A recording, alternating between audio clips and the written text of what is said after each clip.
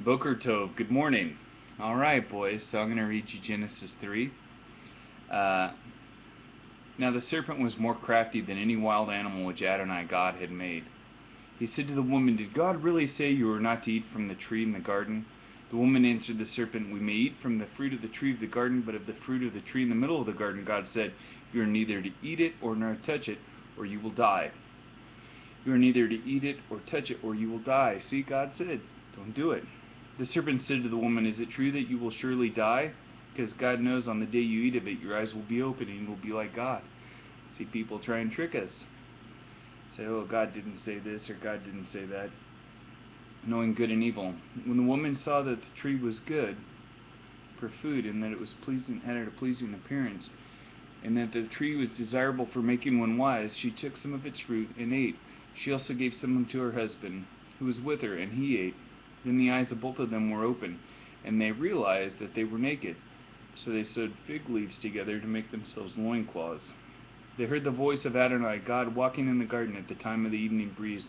So the man and his wife hid themselves from the presence of Adonai among the trees in the garden. Adonai called to the man, Where are you? He answered, I heard your voice in the garden, and I was afraid because I was naked, so I hid myself. He said, Who told you that you were naked?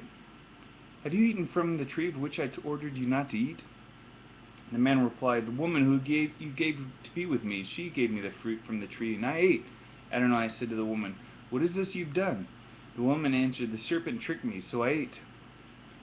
Adonai said to the serpent, Because you have done this, you are cursed more than all livestock and wild animals. You will crawl on your belly and eat the dust as long as you live. I will put animosity between you and the woman, and between your descendant and her descendant. And you will bruise your head, and you will bruise his heel.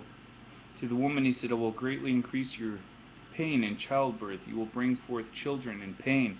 Your desire will be toward your husband, but he will rule over you.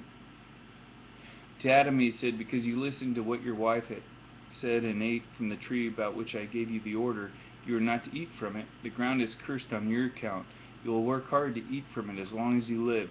It will produce thorns and thistles for you, and you will eat field plants. You will eat bread by the sweat of your forehead till you return to the ground. You were taken out of it. You are dust, you are dust, and you will return to dust. The man called his wife Hava, life, because she was the mother of all living. Adonai made garments of skin for Adam and his wife and clothed them. God said, See, the man has become like one of us, knowing good and evil. Now to prevent his putting out the hand and taking also from the tree of life, eating and living forever, therefore Adonai God sent him out of the Garden of Eden to cultivate the ground from which he was taken. So he drove the man out of the place at the east of the Garden of Eden, Kravim, a flaming sword which turned in every direction to guard the way of the tree of life. So they got sent out of the Garden of Eden. God placed a sword to protect the tree of life.